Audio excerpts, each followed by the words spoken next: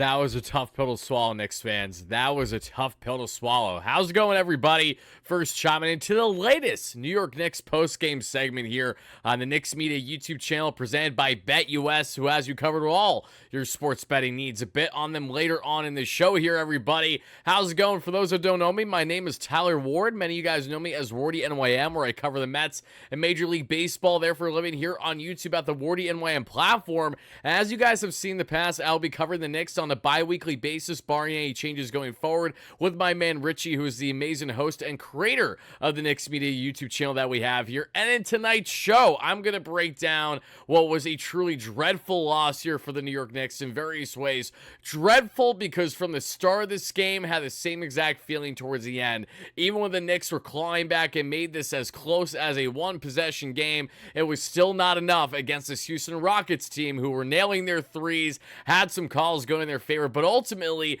dominated the Knicks and took advantage of the Knicks having nothing on that bench. In tonight's show, we're going to break down our initial reactions, my thoughts as a diehard Knicks fan being absolutely crushed after a game like this one. Karl-Anthony Towns gives you roughly 20 points, roughly 20 rebounds, and this is the end result here. Why? Cat again evades and gets out of the early jam that he was in there with the 3 fouls in the first half, and it still isn't enough. Jalen Brunson, who I know is a very hot button topic right now. We all love JB, and I know you guys do plenty, but let's just talk a minute about Jalen Brunson this one before getting into a bit more on the numbers. JB, even with a roughly 30-point game when looking down the stretch, why is it, and I know I'm not the only Knicks fan that feels this way, why is it that we just feel like there's literally no hope whatsoever as soon as we're just deferring to Jalen, having to chuck it up and hope for the best, saying on a prayer because we're not deferring to any other options? Like, where is Cat down the stretch furthermore beyond what we saw there? Again, a great first half there with roughly 15 points or so, if not more.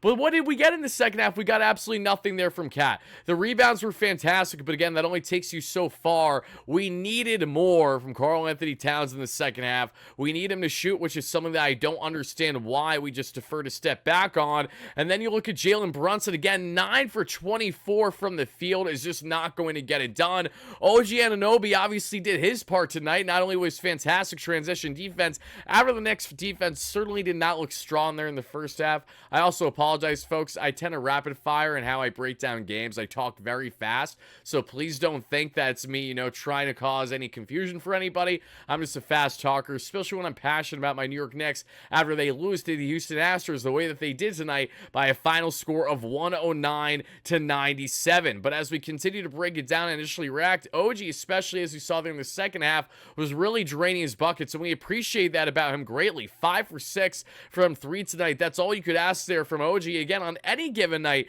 to get OG Anunoby giving you the corner 3 the way that you're hoping there with the efficiency, the way we got that great transition defense when it is right. But when you had nothing, and I mean truly nada, from this Knicks bench to defer to. Again, Kolek is a guy that I certainly like there in little sample sizes, yet we've only seen him in little sample sizes. If you're only going to give him 6 minutes, what is there to expect? Jericho Sims, how long are we going to continue to do this, Tibbs? I mean, I know that Jericho's not been here for a overly prolonged period of time, but it feels that way because of the negative impact that he finds himself having for this Knicks team almost every single time out there. It's one thing to be Karl-Anthony Towns with 3 personal fouls there in the first half. It's another to be Jericho Sims with 3 personal fouls there in the first half. They don't equate whatsoever. Cat is dominant. Cat is one of the best bigs in all of the game, especially on the offensive end when he is right. We know this. But in the case of Jericho Sims, again, he is the exact reason why the Knicks traded for Karl-Anthony Towns. He is exactly the reason why the Knicks don't have right now in Randall, Dante, and some of the team chemistry that they decided to part ways because of not only losing Nyhart, not only losing Mitch to the injury, but what were your in-house options there? I know that we just did the 2-year extension, which is definitely not going to hurt us for the guy that we just did that with, but that doesn't change the fact that Jericho Sims is still getting playing time, and he's single-handedly killing the Knicks on every facet. Again, if you can't get aboard, what is the point? What is the entire point of being out there to begin with, Jericho? It's not like we're going or deferring you for any offensive upside whatsoever. We get it great, but we're never calling upon it or trying to get it. Again, 0 points from Sims. Deuce, who again, I love Deuce to death, but he got absolutely cooked in this game. He didn't stand a chance from not only the defense that was on him there from Houston, but just some unfortunate shot selection as well. He had nothing going. Deuce with roughly 30 minutes tonight and not even a single point. That was the Knicks' demise from the start of this game. There was no going back. As soon as we saw in the first and then the second, the way that the trajectory was going for this Knicks team, yes, I felt a comfortability that they were going to rally back. It always comes down to, as I would say, the final five of any NBA game, even if, you're down by, say, 10, 15 points, because 10, 15, 20, we've seen tremendous comebacks so consistently in today's NBA, knowing that the three ball is such a difference maker, especially in the and ones, whatever it might be. But the problem now, though, is that this was a Knicks team that had such a depleted bench, especially with Campaign out with injury right now. And when you're not deferring to your other options, you're not having the efficiency, what do you have? This team looked absolutely gassed because they were gassed to a degree. They had pep in their step for sure. They made this, again, a one-possession game, but it didn't matter because Houston absolutely had the hammer down in this one. And I want to go over a couple things that, I personally noticed throughout the first and the second half in here. We're going to rapid fire the numbers, of course, but before we get forward with more here in our segment, again, appreciate you guys smashing that like and subscribe button as your first chime in, and let us know your initial reactions to this not only frustrating Knicks loss, but again, a Knicks loss that already gives you a lot of questions for how we're going to go about the rest of the season here, not only with the bench to a degree, but ultimately, and I know it's inevitably going to solve itself. The chemistry, I'm not so much worried about there because we see it.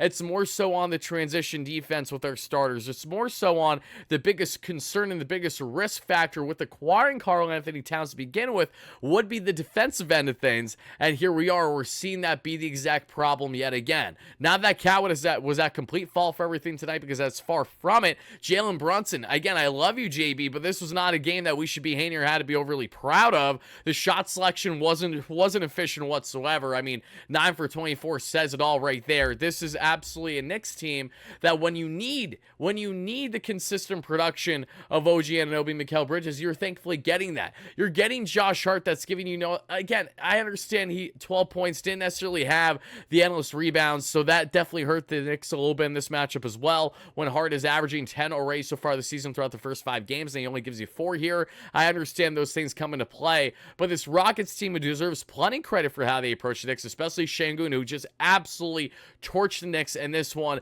And then the slam on Thompson, that is what felt like the true dagger by Thompson, rather, with a $1:30 or so left in this game. And then it just completely unraveled from there. But a couple key things to share here, everybody. It is as follows. In the first half, we see the Rockets up there. They take a 13-point lead there early in the first. Not overly concerned because, again, the Knicks could be down 20-25, and I'm almost never stressed, personally, as a Knicks fan, if it's happening the first half of a game. Am I happy about it? No.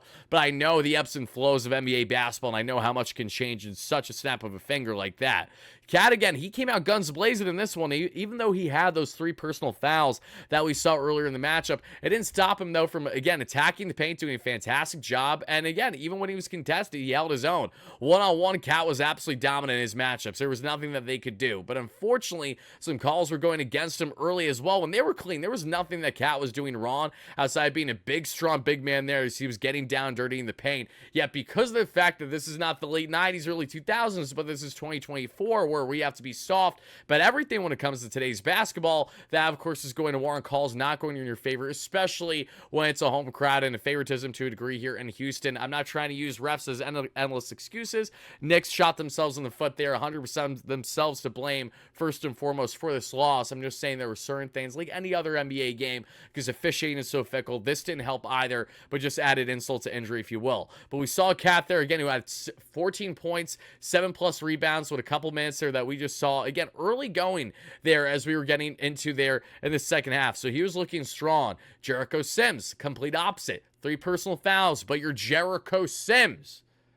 Why is this guy still getting playing time, especially over the current options that the Knicks now have after they just inked their other option there, not Precious, but the other one there to a 2-year deal, which again, I thought was fantastic for the Knicks. You have to get it done. I'm not going to try to pronounce the last name because I'm going to absolutely butcher it, but you guys all know who I'm talking about here. Actually, no, I'm Huck Porty, right? Is it heavy emphasis on the U? I'm just going to go with Huck Porty there as the Knicks have officially inked him to a deal. And he's a man that I fully expect and should be getting some fairly consistent playing time stat right now, because you cannot be having it go to a guy in Jericho Sims with how much of a liability he is on both the offensive and defensive end of the court pretty much every single time he's out there, regardless on the hairstyle. It doesn't change the fact that you're still getting the same subpar product of a basketball player. And as we continue to break down this one, everybody, again, Brunson, we saw drain that gorgeous three there. That was thanks to a fantastic setup from everyone going around the horn there in the offensive end, with just, we saw with 6 minutes or so there left, with 28 seconds rather left in the first half. I said 6 because it was a 6-point game there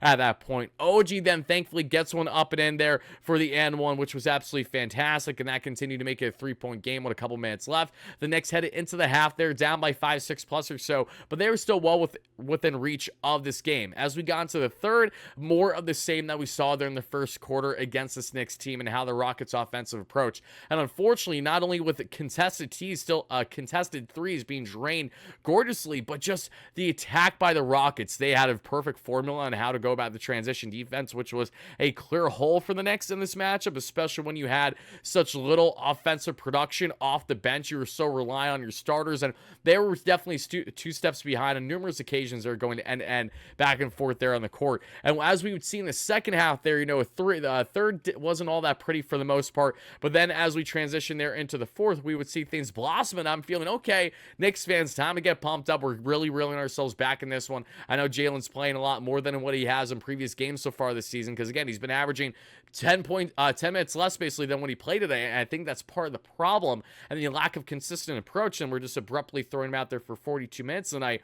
But Deuce, we saw what a tremendous block shot there in the third, which was, fantastic. And mind you, that kept it still a 6-point deficit when the Knicks were losing by a whopping 15 at one point in this game. That was the highest lead that we saw Houston have there. And then at this point with Jericho Sims, he had himself another complete blunder there that we saw heading in the fourth or so. Now at that point, it's like, okay, what is literally the point of this man still being out there? I'm still trying to fathom and understand it, even with the lack of depth you can argue the Knicks have.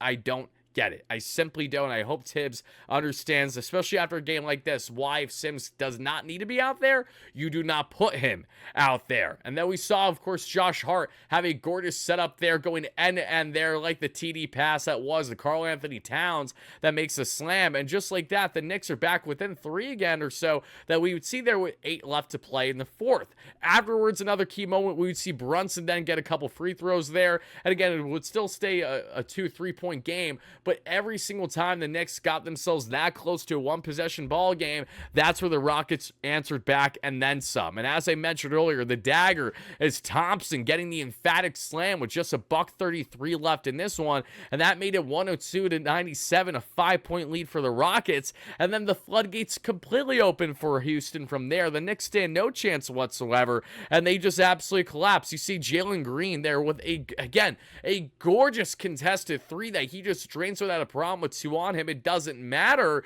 and that makes it an 8-point lead for Houston with right around a minute to play. At that point, that was game, and just between some of just the really, really poor shot selection I felt that we got from Jalen Brunson, where I wanted to see Karl-Anthony Towns be more effective on the offensive end in the second half so bad. I understood that the fouls were a problem, and that was something that carried over from the first half and the second that they were wearing, but still, you need to see down the stretch as much as possible what you can get there in Cat, what you can get there in Jalen trying to be a little bit more the facilitator, because we saw tonight was a great example of Jalen going down the end, going down and trying to be that leader that he has been so much to close out games, and he just couldn't get it done. He looked a little gassed, his shot selection was poor, and he wasn't really looking around in the way that we usually see him have the eyes behind the back of his head. We saw some nice setups throughout the game, of course we did, but when it came to crunch time down the stretch, those final couple minutes, as soon as a Thompson slam happened, again, the boys just felt like that they never stood a chance from there. It's very unfortunate for a Knicks team that definitely hustled after being behind in a lot of this game. Their defense was subpar. I think that's giving them a compliment right now, and that's been a big problem with them so far this season, which is why they're right now at even 500 through 6 games. It has been this Knicks defense. The offense has not been the issue. No one is complaining outside the bench. The bench was an obvious issue tonight, but Knicks' collective offense has not been a great issue all that much this season throughout the first 6 games or so. But the biggest early concerns that we had for acquiring Karl-Anthony Towns on how it deplenishes the depth of this lineup, especially when you don't have Dante DiVincenzo as a potential option, even off the bench, for example, that really hurts, especially when Deuce can't land a shot to save his life tonight. When Kolek, again, he lands a shot or so, but when you only have 6 minutes, okay, it only means so much. And then when you also have whoever it might be coming off there off the bench, Jericho Sims, again, just absolutely useless. I can't get over Jericho tonight. Oh my God, just not a fun night to be a Knicks fan, if you're asking me. This was easily the most, outside of game one against the Celtics, this is easily the most frustrated I've been throughout the first, week's worth of games or so, I guess you could say, because we're at 6+ games or whatever. So unfortunate, it is what it is. And as we kind of rapid fire through these numbers, I do just want to mention before we do, folks, that I hope you weren't like me and you absolutely hammered our New York Knicks money line straight bet with our amazing friends and our amazing sponsor at BetUS. Not that you guys shouldn't use our amazing sponsor at BetUS, but more so that I just made the great mistake of biasly betting tonight when obviously shouldn't have done that. I hammered the Knicks outright there in a 2-leg parlay, and because they lost, I did not hit. That was a $20 parlay that was initially going to win me 34 or so 54 total should both legs have won, but we're going to try to hammer and we're going to double up and hope that the Knicks can go right back out there this Wednesday and get the job done in their next matchup. So to all my Knicks fans, all my basketball fans watching this, if you guys want to get in on the action for all your sports betting needs and using our amazing promo code at YouTube150, that is YouTube150, you can then get a 150% bonus on your first deposit, a 125% bonus on your second, and your third deposit up to $2,000 for whatever your sports betting needs and desires may in fact be. So head over to betus.com.pa for all those sports betting needs today, and thank you guys so much in advance for doing exactly that. But as we reel back in, again, Mikal Bridges was 15 points tonight there that we saw. Not a terrible night for Mikal, but 6 for 14 there from the field, 3 for 8 from 3. We know the shot selection still needs to be better there from Mikal early on. OG Anunoby, fantastic night, the most efficient shooter for the Knicks tonight. I think that goes without saying, especially when it was quality mattered most.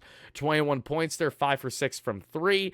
We saw there a total of 6 rebounds or so. 19 rebounds for Karl-Anthony Towns, who had a dominant first half. His second half, where again, he was dominating the boards plenty, but wasn't getting the offensive upside you were hoping for there. A 17 and 19 game for Cat.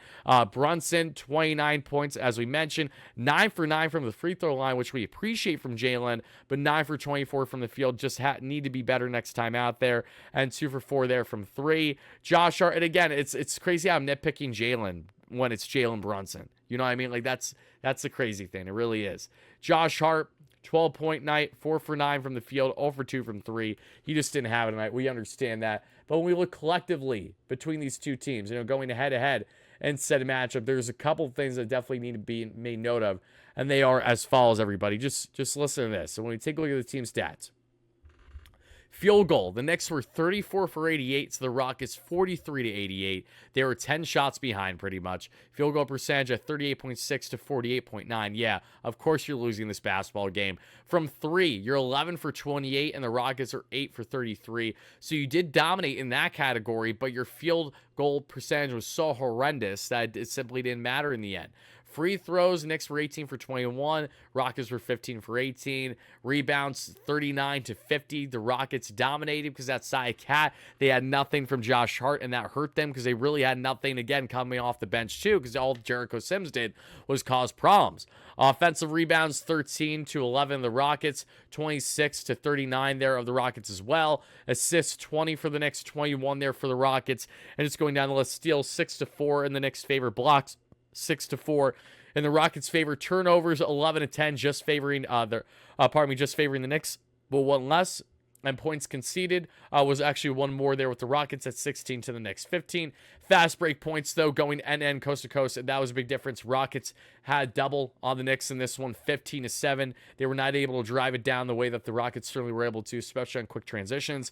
Points in the paint there, 62 to 38 in this one. Fouls, 20 to 82, both in favor there of the Rockets, especially points in the paint, over 20-point differential. That's certainly going to be an X factor to winning games, and for the Knicks, certainly one to lose. The largest lead here by the Knicks that we saw in this one was a total of 5, whereas the Rockets found themselves with a 15 lead. But mind you, the Knicks, again, outside of that early lead that we saw to pretty much kickstart things, there wasn't a stretch of time where they really had things for all that long. Still in the third, they were outscored 20-19. And then the fourth, we see 28-22. You just got to be better. It's as simple as that. So, Knicks fans, that is going to do it for our post-game recap and reaction. Honestly, I'd be a lot more in depth on this if I wasn't so sourpuss about just how frustrating of a loss this was. So next time that we have a Knicks game, especially hopefully a positive one to get into, that's where we'll be deep diving numbers a bit more and kind of further reactions and what were the key stepping stones throughout the course of the game beyond some of the more notable and obvious ones I relayed to each and every one of you. So thank you guys again for chiming in. Knicks fans, let us know your initial thoughts in the comments down below. Again, as always, the Knicks dropping this one by a whopping score here of 109-97 in Houston, the Rockets. I'll see you guys all again for the next segment. If not the next game, then certainly the one after that. Make sure to chime in for my man Richie at Knicks Media for all your Knicks content needs in season. Rumor mill, plenty that we're going to cover. Be on the lookout, folks. And thank you so much for doing exactly that. No matter what. And as always, let's go Knicks, baby. Peace out.